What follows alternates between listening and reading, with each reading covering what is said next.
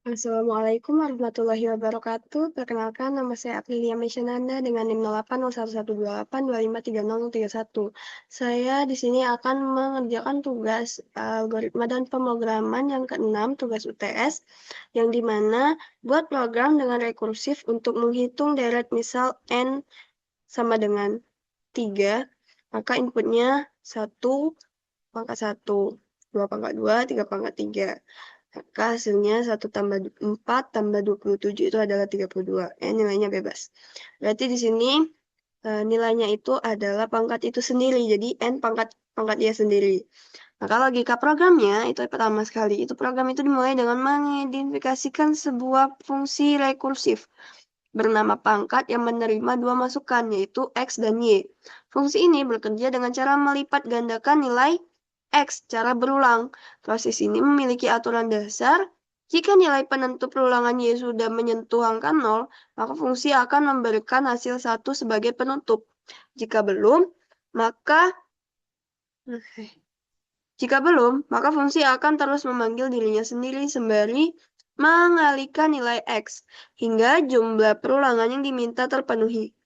Selain itu, terdapat fungsi rekursif kedua bernama deret yang berfungsi untuk mengumpulkan total nilai dari sebuah urutan bilangan, di mana fungsi ini memiliki kondisi memberhentikan, yaitu ketika variabel N mencapai angka 1, maka ia akan mengembalikan nilai 1. Namun, jika N masih di atas 1, fungsi akan memicu pemanggilnya. Berarti, dengan menggabungkan hasil dari fungsi pangkat untuk angka N yang dipangkatkan dengan dirinya sendiri, dengan hasil dari urutan angka di bawahnya, N dikurang 1. Di dalam bagian utama, atau pada bagian fungsi utama. Itu program menyiapkan tempat untuk variabel N dan variabel hasil. Setelah pengguna memasukkan sebuah angka ke dalam N, program memulai proses perhitungan dan disimpan ke dalam variabel hasil. Program memulai proses perhitungan berarti berantai tersebut.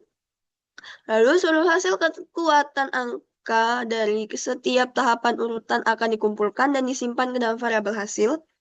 Dan terakhir, program akan menampilkan total akumulasi yang telah didapatkan ke layar sebagai jawaban akhir dari pengguna. Baik, di sini saya akan menjelaskan programnya terlebih dahulu, yang dimana pertama itu ada input iStream. Input iStream itu seperti membaca fungsi input-output agar dapat membaca input-output seperti cout, cin, dan inline. Lalu ada using namespace std itu artinya agar kita itu tidak perlu lagi susah payah menambahkan std.2.2 di setiap awal perintah input output seperti cout, cin, dan inline. Lalu ada in pangkat. In pangkat itu untuk fungsi pangkat yang memiliki variabel X dan Y. Oh, di sini saya menjelaskan fungsi utama terlebih dahulu ya. Yang dimana fungsi utamanya itu in main, buka kurung awal itu artinya awal dari sebuah program, dan in n ada variabel n dan hasilnya berarti data integer. Lalu cout masukkan n, berarti dia akan mencetak masukan n ke dalam layar output dan memberikan perintah kepada pengguna untuk masukkan nilai input. Dan dia akan menyimpan ke dalam variabel n. Lalu hasil itu akan diisi dari deret n. Dan dia akan mencetak hasil dari nilai hasil. Yang dimana hasil itu didapatkan dari deret n. Deret n itu artinya deret, n itu nilai dari yang diinputkan ini. Nah, di sini kan yang dipanggil itu kan deret nih. Berarti kita di sini menjelaskan deretnya terlebih dahulu, fungsi deret. Di mana sini ada variabel n. Dia pertama sekali itu mengecek apakah n itu sama dengan 1. Jika iya, maka dia akan return 1 atau dikembalikan ke nilai 1. Jika tidak, maka return pangkat n, n tambah dengan deret n, n kurang 1. Nah, lalu karena di sini deret ini memanggil pangkat n, n, maka dia akan membaca ke sini, yang dimana di sini ada fungsi pangkat, yaitu memiliki variabel X dan Y, yang dimana dia mengecek, pertama sekali dia akan mengecek y itu apakah sama dengan 0, jika iya maka return 1, jika tidak maka return x dikali dengan pangkat a, y min 1. Oke, begitulah. Begitu ya pokoknya ya. Nah, di sini kan masukkan nilai misalnya nih 3. Hasilnya adalah 32. Kenapa 32? Di sini saya akan jelaskan di mana eh oke. Di sini pertama itu dia akan muncul teks masukkan n, di mana pengguna mengetikkan 3 pada nilai n itu sama dengan 3. Lalu program akan melakukan pengecekan if. Apakah n itu kurang dari 0? Apakah n itu lebih besar dari 0? Jika ya, karena 3 itu lebih besar dari 0, maka program akan lanjut mengeksekusi fungsi deret 3. Ini mana masuk ke fungsi deret. Fungsi ini menggunakan rumus pangkat n, n ditambah dengan deret n min 1. Nah, nih ya, karena n itu karena n itu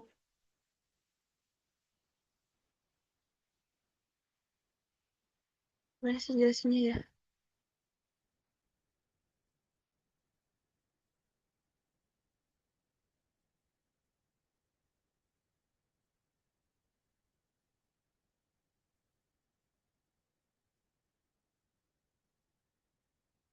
Karena n itu lebih besar dari 0, nah maka eh,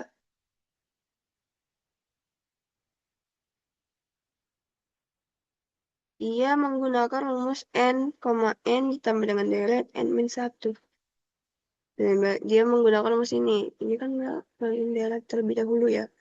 Maka langkah pertamanya itu n itu sama dengan 3, lalu dia akan menghitung pangkat n kali n, yang dimana ditambah dengan deret 2.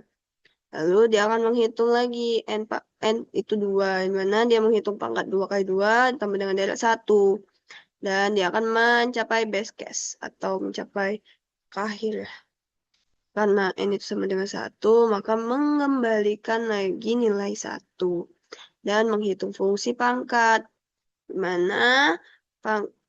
di mana setiap kali deret itu dipanggil, fungsi pangkat akan mengikuti nilai eksponensial secara rekursif. Jadi dia pertama itu akan menghitung pangkat 3,3, di mana 3 kali pangkat 3,2 itu adalah 3 dikali 9 itu sama dengan 27. Dan pangkat 2,2 itu 2 dikali pangkat 2,1 itu adalah 2 dikali 2 sama dengan 4. Hasil akhirnya untuk deret 1 itu 1, deret 2 itu 5, deret 3 itu 32. Nah, pangkat 2,2 tambah deret 1, pangkat 2,2 kan ini kan, itu 4. Deret 1 tadi adalah 1, maka 4 tambah 1 jadi 5.